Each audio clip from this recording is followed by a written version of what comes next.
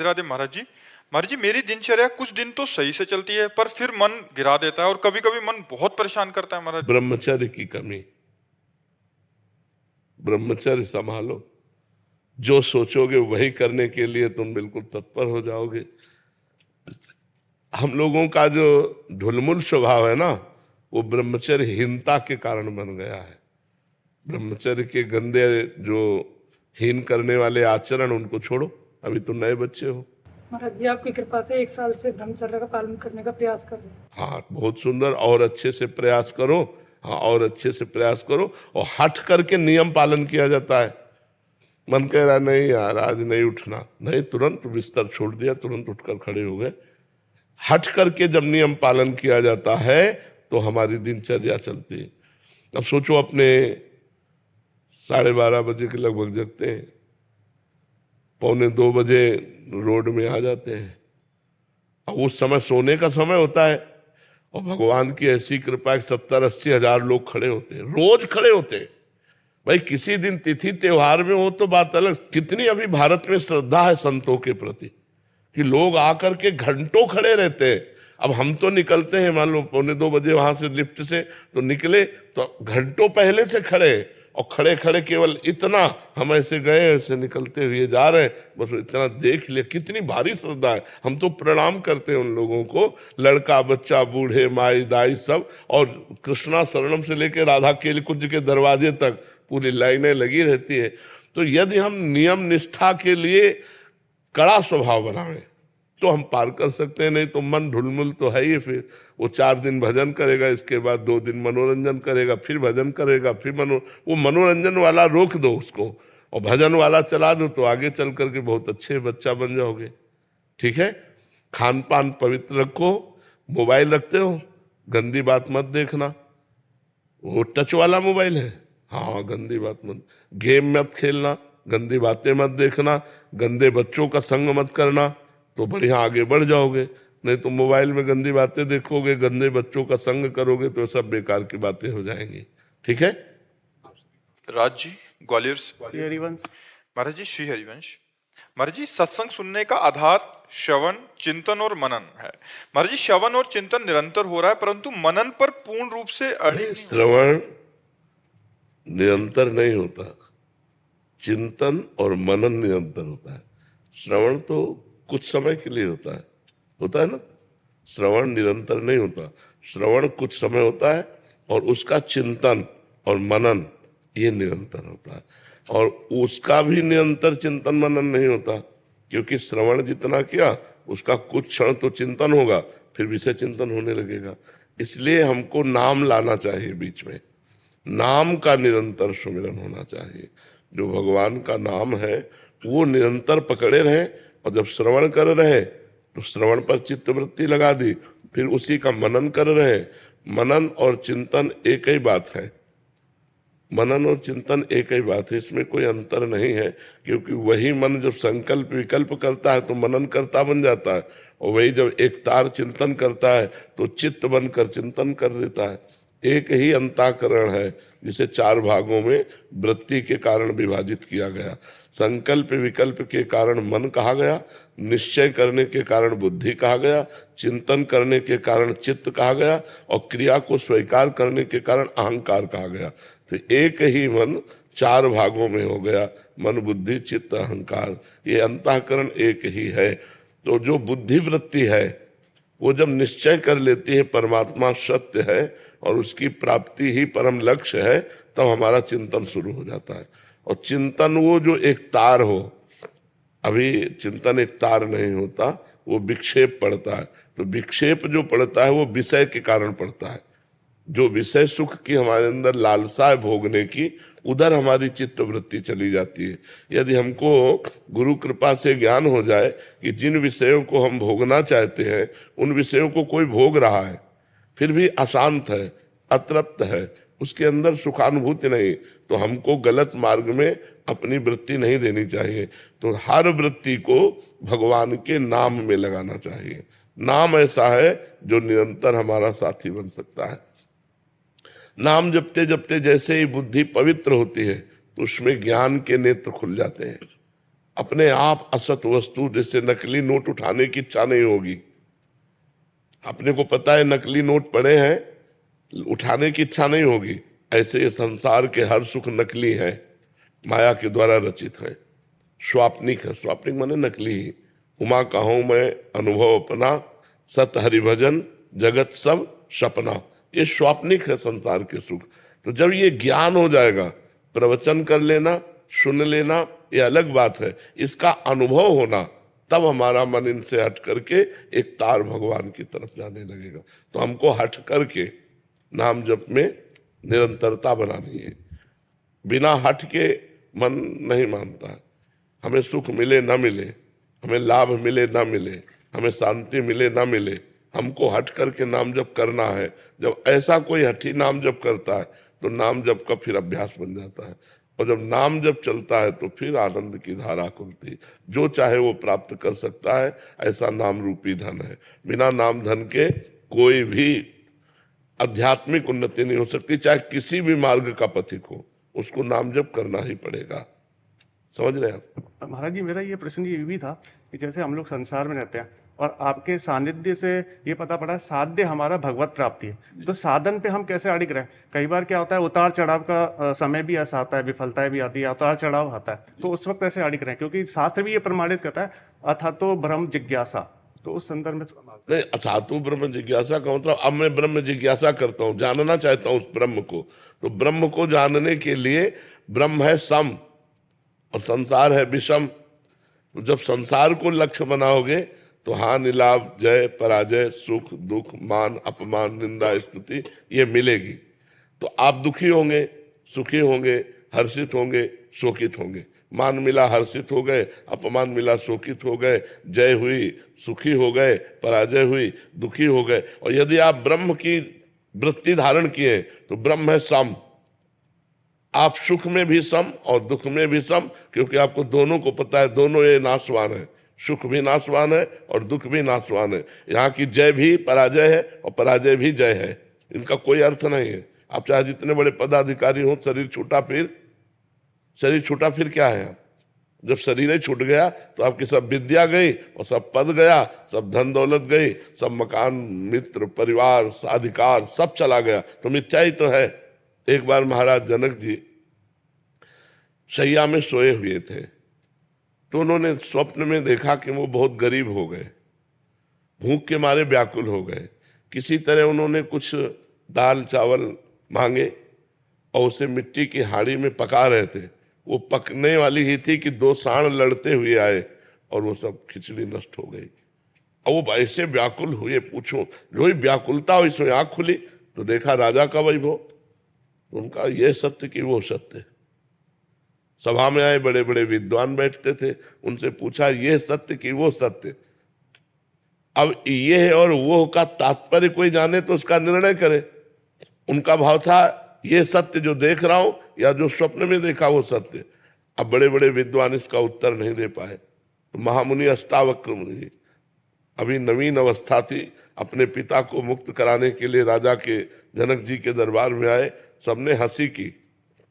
तो पहले ही उन्होंने कहा कि हमने तो सुना था जनक का दरबार ज्ञानियों का दरबार है, यहाँ तो हमको सब चमड़े की पहचान और मांस की पहचान करने वाले दिखाई दे रहे हैं। तो उन्होंने कहा कि ऐसा आप कैसे कह सकते हैं? विद्वानों ने कहा। तो बोले हंसे क्यों आप लोग? तो बोले आप 8 जगह से टेढ़े। तो बोले हाँ, हमारे स्वरूप को देखा क्या? हमारे शरीर को देखा तो शरीर में क्या है? चाम हड्डी मांस। तो यही चीज देखने वाले आप लोग हो। आप लोग ज्ञानी तो हो नहीं, क्योंकि ज्ञानी स्वरूप देखता है, शरीर नहीं। अब सबके होश उड़ गए कि बालक कोई साधारण नहीं। तो जनक जी से कहा हाँ जनक बोल, तेरा क्या प्रश्न है? तो उनका ये सत्य कि वो सत्य? बोले ना ये सत्य ना वो सत्य। जब तू जागृत में था अपने को राजा देख रहा था, थोड़ी देर में स्वप्न में गया तो भिखारी देखा, सब कुछ दुखमय लगा। लेकिन जब जगा तो फिर राजा देखा। तो जो कुछ ही क्षण में असत हो जाता है वो सत्य कैसे हो सकता है? तो ये सत्य न हो सकता। अष्टावक्र गीता का उपदेश करके जनक जी को परम बोध प्रदान किया महामुनि अष्टावक्र जी ने। तो ये जब हमारे ज्ञान में आ जाता है कि न जय सत्य न पराजय सत्य, न मान सत्य न अपमान सत्य। तो ब्रह्म की जिज्ञासा रखने वाला सम को प्राप्त होता है, समता। उस समता को प्राप्त होकर के वो समदर्शी महात्मा, चाहे गृहस्थ हो चाहे विरक्त हो, वो महात्मा ही है। वो समदर्शी महात्मा सुख दुख के ऊपर विचरता है ब्रह्म में, ना कि मायाकृत द्वंद्वों में। वो द्वंद्वातीत अवस्था को प्राप्त हो जाता है। अब इसके प्राप्त करने के लिए हम गृहस्थ हैं, हमारे द्वारा सारे कर्म हो रहे हैं, परिवार का पोषण करना, अर्थ की प्राप्ति के लिए प्रयत्न करना, लेकिन ये सब माया का नाटक है, ये जानते हुए ये सत्य नहीं है। जैसे एक नाटक में थोड़ी देर के लिए तुम राजा बना दिए जाओ, या थोड़ी देर के लिए तुम कोई कुछ भी रोल दिया जाए, तो आपको पता है ये रोल मैं कर रहा हूं, मैं सत्य में राजा नहीं हूं। ऐसे ही आपको पता है मैं आत्मस्वरूप ब्रह्मस्वरूप हूं, मेरा ये कर्तव्य नहीं है। ये जो कर्तव्य हो रहा है मायाकृत है, 3 गुणों के अंतर्गत है, इसलिए वो कर्तव्य करता हुआ भी ज्ञानी अकर्ता रहता है। वो सुख दुख के बीच में रहता हुआ भी वो सुख दुख का भोगता नहीं रहता। पर ये बात केवल प्रवचन से समझ में नहीं आएगी, साधना करनी पड़ेगी। लोक परलोक के समस्त भोगों से वैराग्य, सत असत का विवेक, इंद्रियों का दमन, मन का दमन, तितिक्षा, सहनशील, श्रद्धा, शास्त्र और गुरु के वचनों पर दृढ़ विश्वास, मुमुक्षुता, मैं मुक्त होना चाहता हूं, तब ये ज्ञान टिकता है। जब कठोर नियमों के द्वारा निरंतर ब्रह्माकार वृत्ति संसार के समस्त कार्य करते हुए, अब आप सोचो अपने लोग तो इतना कार्य नहीं जितना राजा जनक जी को कार्य, राजा को कार्य होता है ना। कोई सोचे कि ज्ञानी महापुरुष क्रिया रहित है बाहर से, तो ऐसा नहीं, वो क्रियापरायण होते हुए भी कर्ता भाव रहित है। कोई सोचे भक्ति कैसे हो सकती गृहस्थी में। अम्बरीश जी चक्रवर्ती सम्राट महाभागवत, राजा जनक जी परम ज्ञानी, दोनों, एक महाभक्ति में और एक ज्ञानी में, दोनों चक्रवर्ती सम्राट राजा होते हुए भी अपने कार्य को कर रहे हैं। इसका मतलब है क्रियाएं गुणानुगुण वर्तनते मनुष्या पार्थ सर्वसा। क्रियाएं मायाकृत हैं और मैं उसका दृष्टा हूं, मैं करता नहीं हूं। तो कर्ता और भोक्ता भाव रहित महापुरुष ही ज्ञानी होता है, चाहे वो गृहस्थ में हो चाहे वो विरक्त में हो। ये भगवत मार्ग है। इसके लिए जरूरी नहीं कि कपड़ा बदला जाए, इसके लिए जरूरी उद्देश्य बदला जाए, हमारे विचार बदल जाए, हमारा चिंतन बदल जाए। समझ रहे हैं आप? मानसी जी महाराष्ट्र से। राधे राधे। श्री राधे महाराज जी, आपके चरणों में कोटि कोटि प्रणाम। महाराज जी, मेरा प्रश्न है कि जो महापुरुष मुक्ति स्वीकार नहीं करते, उनका कार्य मृत्यु पर्यंत किस प्रकार चलता है? महाराज जी, इनका शायद ऐसा भाव है कि जो गुरुजन होते हैं, मतलब अपना शरीर जब त्याग करते हैं तो उसके बाद वो कैसे, मतलब देखो, मोक्ष भक्तजन ही स्वीकार नहीं करते, सिर्फ भक्तजन। नहीं, स्वीकृति की बात नहीं है, तुम्हारा अधिकार होगा तो मोक्ष हो जाएगा, पर मोक्ष भक्तजन स्वीकार नहीं करते। क्यों? उनकी भगवान में आसक्ति होती है। जिसकी कहीं भी आसक्ति नहीं होती, भगवान में भी आसक्ति नहीं होती, उनका मोक्ष होता है। भक्तों की भगवान में आसक्ति होती है। जैसे भरत जी की राम जी के चरणों में आसक्ति है, तो तीर्थराज प्रयाग से कह रहे 4 पदार्थ भरा भंडारू, अर्थ धर्म काम मोक्ष, ये चारों पदार्थ आपके भंडार में भरे, आप राजा हैं, तीर्थ राजा हैं, और मैं आपसे मांग रहा हूं। क्या मांग रहा हूं? अर्थ न धर्म न काम रुचि, गति न चहो निर्वाण, जन्म जन्म रति राम पद, यह वरदान नान। सीता राम चरण रति मोरे, अनुदिन बढ़े अनुग्रह तोरे। हे तीर्थराज प्रयाग, मुझे न अर्थ चाहिए, न धर्म चाहिए, न काम चाहिए, न मोक्ष चाहिए। मेरा बार बार जन्म हो, लेकिन रघुनाथ जी के चरणों में प्रेम हो, सीताराम के चरणों में प्रेम हो। तो जो भगवान का प्रेमी भक्त होता है वो मोक्ष त्यागी होता है। सालोक के सारिष्ट, सामीप्य, सायुज्य, एकत्व, 5 प्रकार के मोक्षों का त्याग करके वो यही चाहता है कि भगवान के चरणों में प्रीति हो, भले नरक जाना पड़े। श्रीमद् राधा सुधानिधि में लिखा है, यत्र यत्र मम जन्म कर्म भीर नारके परमे पदे अथवा राधिका रत निकुंज मंडली तत्र तत्र हृदय में विराजताम। मेरा जहां जहां कर्म के अनुसार जाना हो, चाहे नरक जाना हो चाहे परम पद जाना हो, पर हे लाडली, जो आप अपनी सहचरियों के साथ, लालजू के साथ हमारे हृदय में स्फुरित होती रहे, बस इतनी जरूरत है। राधिका रथ निकुंज मंडली तत्र तत्र हृदय में विराजताम, चाहे यत्र यत्र मम जन्म कर्म भी नारके परमे पदे थवा। यही जोनि जन्मो कर्म बस, तह राम पद अनुराग हो। भक्त का ये लक्ष्य होता है, इसलिए उसको मोक्ष नहीं प्राप्त होता। और मोक्ष सुख का जो ज्ञानी महापुरुष है वो भी भगवान के प्रेम सुख के लिए ललचाता है। देखो सनक सनंदन सनातन सनत कुमार ज्ञानी महापुरुष है ना, भगवान के दर्शन करने जय विजय ने जब रोक दिया तो साप दिया कि नहीं, कितनी बड़ी उनके अंदर लालसा है भगवान के दर्शन की, कि ऐसे थोड़ा रोक दिया तो असहनीय हो गया और उन्होंने साप दे दिया, जाओ 3 जन्म के लिए तुम राक्षस भाव को दैत्य भाव को प्राप्त हो। तो भगवान का रूप ऐसा है, जब जनक जी ने परम ज्ञानी है ना और भगवान राम जी को देखा तो देखते ही उनका ब्रह्मानंद में लगा हुआ मन राम रूप में आसक्त हो गया। तो विश्वामित्र जी से कह रहे हैं, इन्हीं विलोकत अति अनुरागा बरबस ब्रह्म सुख ही मन त्यागा। इनको देखते ही मेरे मन में अनुराग आ गया और बलात् मेरा मन हटकर ब्रह्म सुख से राम रूप सुख का अवलोकन करने में लग गया। जबकि सहज विराग रूप मन मोरा, मेरा मन सहज बैरागी, जैसे अपने लोगों का मन सहज विषयी है, ऐसे जनक जी कह रहे सहज विराग रूप मन मोरा, मेरा मन सहज वैरागी और ऐसे चितह रहा जैसे चकोर चंद्रमा को देखता है। तो क्या ये वही पर ब्रह्म है? तो विश्वामित्र जी इशारे से कहते हैं आपने ठीक जाना। तो राम जी मुस्कुरा देते हैं कि हमारा रहस्य मत खोलिए। तो बोले ये हमारी यज्ञ रक्षा के लिए चक्रवर्ती सम्राट अवधपति महाराज दशरथ के पुत्र ये राम है, ये लक्ष्मण है। तो ब्रह्म सुख से भी सर्वश्रेष्ठ सुख भगवान का प्रेम सुख है। इसीलिए प्रेमी जनों ने मोक्ष का परित्याग किया। न मोक्षास्याकांक्षा भव विभव वांछा पिचन में, न मुझे मोक्ष की आकांक्षा है और न इस संसार के भोगों की आकांक्षा है, वो भक्त होता है। महाराज जी इसमें एक प्रश्न था, मतलब इस साधक की तरह से पूछ रहा हूँ महाराज जी। महाराज जी जैसे गुरुजन जब शरीर से चले जाते हैं महाराज जी, जैसे हरिवंश महाप्रभु जी हैं महाराज जी, हम उनसे प्रार्थना कर रहे हैं तो वो उसी रूप में हमें, और अगर हम इस दृष्टिकोण से देखें तो महाराज जी वो तो पूरा उनमें मिल गए हैं और वहां चले गए हैं, तो अनुभव कौन कराता है? भगवान। भगवान जैसे हम उड़िया बाबा के दर्शन करना चाहें तो हमारे भगवान उड़िया बाबा का रूप रख करके आएंगे और वैसे ही वार्ता करेंगे, वैसे ही दर्शन देंगे। पूरा अनुभव वैसा ही होगा? पूरा अनुभव, क्योंकि पहले भी उड़िया बाबा भगवान ही थे, अब वो भगवान में लीन हो गए तो भगवान ही वही रूप धारण करेंगे। सब जीव भगवत स्वरूप है, हर जीव भगवत स्वरूप है, वो अपने स्वरूप को भूलकर स्त्री पुरुष माने हुए हैं। तो जब हम किसी भी रूप की आकांक्षा करते, किसी भी रूप की आकांक्षा करें, जाकी रही भावना जैसी प्रभु मूर्ति देखी तिन तैसी, हम जैसी भावना करेंगे भगवान वही रूप रख कर हमें साक्षात्कार करा देंगे। तो ऐसा है कि महात्मा अगर उन्होंने देह भी छोड़ दिया तो भी उनका कार्य वैसे ही जैसे पहले देहधारी थे, जो कार्य वो करते थे वही चालू रहता है क्या बाद? हाँ, भगवान के निज धाम में जाकर के उनको सेवा मिलती है।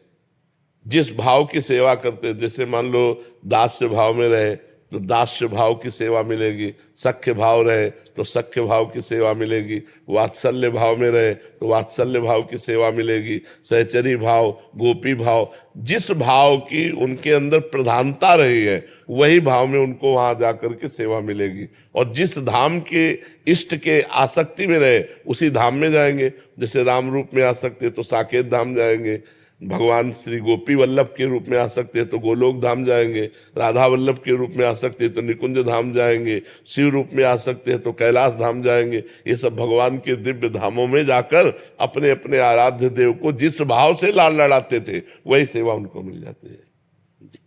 पर वो शरीर चिदानंदमय होता है, वो मरने जीने वाला, खाने पीने वाला, सोने जागने वाला, घटने बढ़ने वाला नहीं होता। अपरिवर्तनशील जैसे सच्चिदानंद भगवान का दे, ऐसे वो भाव दे में सच्चिदानंद दे से सच्चिदानंद भगवान की सच्चिदानंद में भावों के द्वारा सेवा करते रहते हैं। करण जी बठिंडा पंजाब से। राधे राधे। राधे राधे महाराज जी। महाराज जी जीवन का रहस्य क्या है? भगवत प्राप्ति। भगवत प्राप्ति का स्वरूप है हमारा स्त्री पुरुष भाव मिट जाए, देह भाव मिट जाए और हम जो हैं वो अनुभव हो जाए। आप कै साल के होंगे? 43 43 साल में 3 सेकंड भी अपने से मिले हो कभी? ईमानदारी से बताओ। यही भूल मिटानी है, यही जीवन का रहस्य है कि 43 साल से इस शरीर में रह रहे हो और 3 सेकंड के लिए भी कभी अपने से बात नहीं की, अपने से नहीं मिले, अपने स्वरूप की तरफ नहीं झांका। यही भूल मिटाने के लिए मनुष्य शरीर मिला है। तुम देह नहीं हो, तुम देहधारी नहीं हो, तुम अव्यक्त चैतन्य घन परमात्मा स्वरूप हो। लेकिन क्या है, तुम्हें बोध है? नहीं बोध है, नहीं जानकारी। इसी जानकारी के लिए हमें मानव देह मिला है, इसी रहस्य के समझने के। या रहस्य रघुनाथ कर बेग न जाने कोई, और जो जाने रघुपति कृपा तो सपने मोह न हो। तो गुरु चरणों का आश्रय लेकर उनके द्वारा बताई हुई साधना जब की जाती है तो ये भ्रम मिट जाता है और जीव परमानंदमय हो जाता है। हमारा स्वरूप ही है भगवान, भगवत स्वरूप जीव है। जो जीव है अयम आत्मा अहम ब्रह्मास्मि, असलियत में। पर हम लोग नकली में फंस गए, अपने स्वरूप को भूलकर स्वाप्निक देह, स्वाप्निक प्रपंच, स्वाप्निक माया सुख, स्वाप्निक उन्नति अवनति, इसी में पूरा जीवन लग गया। फिर जब मर गए सब फिर छूटा, फिर नई योनि प्राप्त हुई। तो मनुष्य योनि मिली है अपने स्वरूप का बोध प्राप्त करने के लिए, भगवत तत्व का ज्ञान प्राप्त करने के लिए, भगवत प्रेम प्राप्त करने के लिए। इसके लिए लग जाओ तो जीवन सार्थक हो जाए। साधन धाम मोक्ष कर द्वारा, पाए न जे परलोक संहारा, सो परत्र दुख पावई, सिर धुनि धुनि पछताए, काल ही कर्म ही ईश्वर ही मिथ्या दोष लगाए। ये मनुष्य शरीर मिला साधना करने के लिए। अब कलिकाल में देखो कैसी बुद्धि भ्रष्ट होती जा रही है कि नए नए बच्चे ब्रह्मचर्य का ज्ञान ही नहीं है। बॉयफ्रेंड गर्लफ्रेंड, गंदी बातें, बेविचार, इसमें फंस रहे हैं। जहां पवित्र आहार, पवित्र विचार, पवित्र चिंतन, वहां अपवित्र आहार, अपवित्र विचार, अपवित्र क्रियाएं नहीं हो रही। अब कैसे हो जानेंगे हमारे मनुष्य शरीर का क्या रहस्य है?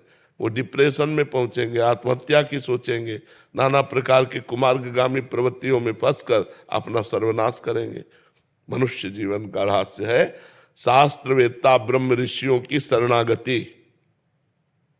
जो शास्त्र के पारगामी विद्वान हो और ब्रह्म तत्व का बोध हो, ऐसे संतों का संग, तो हमारे जीवन का रहस्य प्रकाशित हो जाए। क्योंकि वो हमको बताएंगे ना हमारा मार्ग क्या है, हम कैसे चलें, हम कैसे अनुभव करें। हम उन संत की शरण में पूर्ण रूप से अपने आप को दे दें तो बात बन जाए। और पहले हमारी भारतीय परंपरा भी यही थी कि बाल्यावस्था से यौवन अवस्था के प्रवेश तक गुरुकुल में वास होता था। तो गुरुजी जो वहाँ के व्यास होते थे, वहाँ के अधिपति होते थे, वो उनकी जीवनचर्या सिखाते थे। तो सबको ब्रह्मचर्य से रहना पड़ता था, सबको शास्त्र सम्मत आचरण करना पड़ता था। तो सब गृहस्थ में जाते हुए भी, गृहस्थ में रहते हुए भी सब ज्ञानी महात्मा होते थे। लड़का बच्चा घर परिवार होते हुए भी वो विरक्त होते थे, अंदर से अनासक्त होते थे। तो मनुष्य जीवन का यही रहस्य है कि हम अपने स्वरूप को जान जाएं। कन्हैयालाल मिश्र जी बिहार से। राधे राधे। राधे राधे महाराज जी, आपके चरणों में कोटि कोटि प्रणाम। महाराज जी, क्या गुरु प्रदत्त मंत्र और नाम जप एक हो सकता है? यदि दोनों एक ही हों तो जप की क्या विधि है? मुझे भी गुरु प्रदत्त मंत्र और नाम जपने के लिए एक ही मिला है, जिसे मैं वर्षों से जपते आ रहा हूँ। शंका करने मतलब गुरु प्रदत्त मंत्र नाम नहीं मिला इनको, या ऐसा हो सकता है या नाम और मंत्र एक ही है? नाम और मंत्र महाराज जी दोनों एक ही है। मतलब एक ही चीज आपको मिली हुई है। तो जैसे अगर वो नाम है, मंत्र नहीं लगा, ओम नहीं लगा, नमः नहीं लगा, ओम लगा हुआ, तो फिर आप इसको हर समय नहीं जप सकते। आप शौच अवस्था में नहीं जप सकते। जब आप शौचालय गए हैं और आपके वस्त्र पवित्र है, शरीर अपवित्र है, तो आप नहीं जप सकते। तो उस समय खाली है, उस समय मृत्यु हो जाए तो, इसलिए हम दोनों रखते हैं, नाम और मंत्र। अपवित्र अवस्था में नाम जप कर रहे हैं और पवित्र अवस्था में मंत्र जप कर रहे हैं। तो फिर नाम के लिए फिर कौन सा? अब गुरुदेव से पूछना पड़ेगा ना। गुरुदेव ने जो मंत्र दिया उसी के अनुसार नाम दिया जाता है। जैसे हम पंचाक्षरी मंत्र जब जपते थे तो शाम्ब सदाशिव नाम रखते थे। तो शौचालय जा रहे हैं तो शाम्ब सदाशिव, और जब स्नान आदि करके पवित्र हो गए तो मंत्र जपते थे। अपवित्र दशा में मंत्र नहीं जपा जा सकता, तो निरंतरता फिर कैसे बनेगी? जैसे हरिओम करके मैंने दोनों प्रणव कभी अपवित्र दशा में नहीं जपा जा सकता। हरि तो जप सकते हो, ओम नहीं लगा सकते। अगर ओम जपते हो आप तो पवित्र अवस्था में, शुद्ध अवस्था में जपा जा सकता है। ये वेदों में जो उद्गीत नाम से जिस महामहिमा में प्रणव की बात है, वो पवित्र अवस्था में, और वो अधिकारानुसार, आप अधिकारी हैं कि नहीं है गुरुदेव जानते हैं। शास्त्र के अनुसार अधिकार प्रणव सबका जपने का अधिकार थोड़ी है, प्रणव का शास्त्रानुसार अधिकार है, लेकिन नाम सबको ही जप सकता है, सब अवस्था में जप सकता है। तो इसलिए गुरुदेव से प्रार्थना करके नाम भी लेना चाहिए। ओम हटा करके फिर जप सकते हैं। ये गुरुदेव प्रणाली बताएंगे, अपने मन से करना ठीक नहीं रहता, नहीं ना। फिर नाम कौन सा जप करें? आप भगवान शंकर का मंत्र जपते हैं? विष्णु भगवान का। भगवान विष्णु का। अब असली बात हमको ये पता हो कि आप बताना नहीं, गुरु के सिवा नहीं बताया जाता, सभा में नहीं बताया जाता, तो आप हरीश शरणम जप लीजिए। हरीश शरणम, हरीश शरणम, हरीश शरणम। तो जब आप अपवित्र दशा में हो तब आप हरीश शरणम, हरीश शरणम, जब पवित्र दशा में हो तो फिर मंत्र जप लीजिए। जी। किरण यादव जी। राधे राधे महाराज जी। महाराज जी, क्या अपने कर्तव्यों का, अच्छे कर्मों का पालन करना, किसी के प्रति ईर्ष्या द्वेष की भावना ना रखना, इससे हम भगवत प्राप्ति को प्राप्त कर लेंगे? नहीं, नाम जब साथ में जरूरी है। किसका है? नाम जब साथ में जरूरी है। जैसे शून्य शून्य शून्य शून्य, तो क्या महत्व हुआ? और 1 शून्य 10, फिर 1 शून्य 100, एक अंक लग गया, अब शून्य बढ़ाओ तो 10 गुना उसका महत्व बढ़ता चला जाएगा। ऐसे ही जितने भी कर्म है वो सब शून्य है, और भगवान का नाम अंक है। अगर भगवान का नाम अंक, राम राम, राधा राधा, कृष्ण कृष्ण, हरि हरि जप रहे हो और आप कुछ भी कर्म कर रहे हो, वो 10 गुना फल देने वाला बन जाएगा। अगर भगवान का नाम नहीं है तो फिर संसार समुद्र से पार नहीं हुआ जा सकता। बहुत विचित्र कर्म करने वाले हुए हैं, लेकिन उनका फल मिला है। तपस्या की तो उनका फल मिला है, लेकिन संसार से पार होने के लिए कलयुग केवल नाम आधारा, सुमिर सुमिर नर उतर ही पारा। इस संसार समुद्र से पार होने के लिए भगवान का नाम जप करना अनिवार्य है, आवश्यक है, अत्यंत आवश्यक है। टीना जी जयपुर से। राधे राधे। राधे राधे महाराज जी। महाराज जी, क्या आप मुझे अपने जीवन के अनुभव से कुछ सीख दे सकते हैं? अपनी असफलता को कैसे स्वीकार करके हम सफलता के मार्ग पर आगे बढ़ें? अपने जीवन की सीख रात दिन यही तो कर रहे हैं, अपने जीवन की सीख ही तो दे रहे हैं सबको।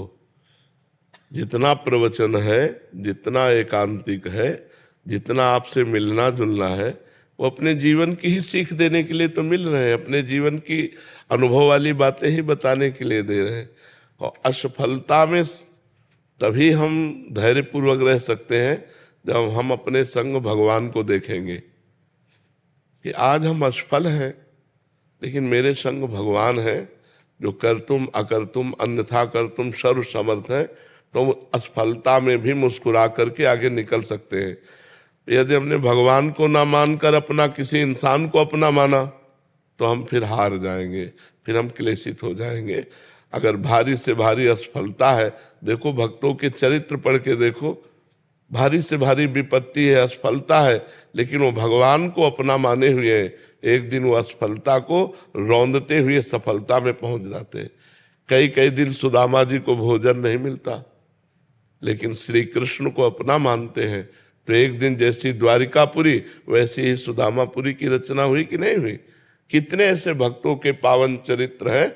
तो हमें लगता है यदि हम भगवान को अपने संग रखें तो भारी से भारी असफलता भी हम सहज में पार कर सकते हैं। जैसे आपने हमारे अनुभव के विषय में पूछा, तो बचपन से लेकर जीवन भर हम कष्ट भोगते रहे, अब भी भोग रहे हैं, कितनी परेशानियां हैं, लेकिन आपको कहते हैं 100% हम आनंद में रहते हैं। मतलब 99 नहीं, 100% हर समय हम आनंद में रहते हैं। अब ये प्रसन्नता अगर भगवान न हो तो नहीं टिक सकती, क्योंकि फिर तो परेशान हो जाए।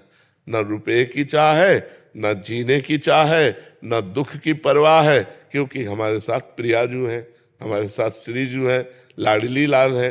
तो लाडली लाल होने के कारण नहीं तो ऐसे ऐसे कष्ट रहे हैं, कई कई दिन भोजन नहीं, जैसे काशी के घाटों में है ना, कई कई दिन भोजन नहीं, गर्मी भीषण पड़ रही है, रात्रि में शयन करो घाट में तो 2 बजे रात्रि तक तो वो बिल्कुल आग जैसे तपते हैं पत्थर, और 2 बजे उठ के बैठ जाना है, फिर नहा करके काशी विश्वनाथ जी को जल चढ़ाना, अपनी दिनचर्या करना। हर कष्ट में, हर दुख में, हर विपत्ति में, हर असुविधा में एक अपार सुख की झलक मिलती थी, क्योंकि भगवान से जुड़े हुए हैं ना, तो उसी के कारण हर दुख को पार कर गए, हर कष्ट को पार कर गए, हर भय को पार कर गए। तो जो भी दुख भय चिंता शोक से पार होना चाहे वो भगवान को अपना साथी बना ले। आज के 15 वर्ष वाले प्रेमानंद से मिलते तो ये जो स्वरूप देख रहे हो ना, आप पहचान ही नहीं सकती कि वो बाबा ये बाबा है। यहां से फटी मार के झोली, एक कमंडल, कुशासन में शयन करना, भिक्षा के द्वारा उदर पोषण करना, किसी भी से बात न करना, 1 रुपया पास नहीं, हर अव्यवस्था को सुखपूर्वक सहा है। तो हर सफलता को असफलता में माया बदल देती है, और हर असफलता को सफलता में भगवान बदल देते हैं। तो हम माया का संग न करके भगवान का संग करें। अभिषेक जी। राधे राधे महाराज जी। महाराज जी, मेहनत और भाग्य में कौन सबसे बड़ा है? ये तो तुम्हारी मेहनत बताएगी और तुम्हारा भाग्य बताएगा। अगर प्रारब्ध पीछे का बहुत जोर का है तो तुम्हारी मेहनत कितनी भी जोर की हो सफल नहीं हो सकती। अगर प्रारब्ध कमजोर और मेहनत जोर की है तो प्रारब्ध को रौंद के निकल जाएगा, लेकिन वो मेहनत होगा भजन। जो प्रारब्ध को रौंद सके वो होगा भगवान का भजन। नहीं तो प्रारब्ध को मिटाने के लिए प्राकृतिक कर्मों के द्वारा प्रारब्ध नहीं मिटाया जा सकता। वो सच्चिदानंद भगवान की आराधना करके प्रारब्ध मिटाया जा सकता है। नहीं तो प्रारब्ध इतना बलवान होता है कि कोई देखो कितना भी पढ़ा लिखा हो, ग्रेजुएट है, नौकरी के लिए घूम रहा है, हर जगह असफल हो जाता है। उसका प्रारब्ध बहुत जोरदार है जो उसको गिरा रहा है। एक आदमी है कि मंद बुद्धि का है, कोई प्रयास नहीं है, लेकिन उसका प्रारब्ध बहुत जोरदार है। वो प्रारब्ध का अच्छा प्रारब्ध है तो उसका भोग कर रहा है। इस समय वो गलत चल रहा है लेकिन उसकी उन्नति हो रही है, क्योंकि उसका प्रारब्ध पुण्य जोरदार है और वो बहुत अच्छा चल रहा है, धर्म से चल रहा है, लेकिन उसका प्रारब्ध गिरा हुआ है तो उसको बार बार गिरा देता है। तो ऐसे प्रारब्ध को कंट्रोल करने के लिए तपस्या साधना, इसके सिवा नहीं हो सकता। अगर हम भगवान के लिए अपना जीवन अर्पित करके नाम जप करें तो प्रारब्ध बदल सकता है, या प्रारब्ध रहते हुए भी हम उन्नति को प्राप्त हो सकते हैं। प्रारब्ध अपना प्रभाव दिखाता रहेगा। जैसे दोनों किडनी फेल है लेकिन हमें आनंद है क्योंकि हम भगवान की शरण में हैं, भगवान का नाम जप करते हैं, तो हमें कोई इसकी चिंता नहीं। तो हमारी जो आर्थिक व्यवस्था चाहिए वो भी हो रही है, जो परमार्थिक चाहिए वो भी हो रही, तो हमें कोई चिंता नहीं है। महाराज जी, हम ये चाहते हैं कि हम कभी भी अगर खत्म भी हो जाए, मतलब मेरी मृत्यु हो जाए, तो हम ये चाहते हैं कि आप उससे बहुत ज्यादा साल तक जियो, लेकिन आप ना पहले जाएं। आप ये तो ठाकुर जी पता ले कि हमें पहले जाना है कि आपको पहले जाना है, ये तो उनका निर्णय होगा। इस पे आपकी सद्भावना है पर इस पर फाइनल नहीं कहा जा सकता। सुनो भरत भावी प्रबल, कि वो कब कहाँ किसका कैसा, पर हमें लगता है कि आप बहुत पवित्र हृदय के हैं। जो इस समय लाभ लेना उसे ले लो, जो उपदेश सुन रहे हो उसके अनुसार अपने आचरण बनाओ और नाम जप करो और निकल चलो इस असत संसार से भगवान के चरणों की तरफ बढ़ो आगे ना। हाँ, संत संग का यही फल है कि संसार का असत संग त्याग करके भगवान की प्राप्ति कर ली जाए। साधु समागम का यही फल है कि हमें भगवान प्यारे लगने लगे, उनका नाम प्रिय लगने लगे, गंदे आचरणों से घृणा होने लगे, तो समझो संत समागम हुआ है। तो बड़ा सुंदर भाव आपका है, इस भाव का लाभ लो, भगवान का नाम जप करो और जीवन को पवित्र बना लो। जीवन को अपवित्र ना होने पावे, कलंकित ना होने पावे, कोई ऐसे गंदे कार्य न हो जिससे खुद जलो और अपने प्रियजनों को जलना पड़े। ऐसे आचरण करो कि आप सुखी रहो और आपके संबंधी भी सुखी।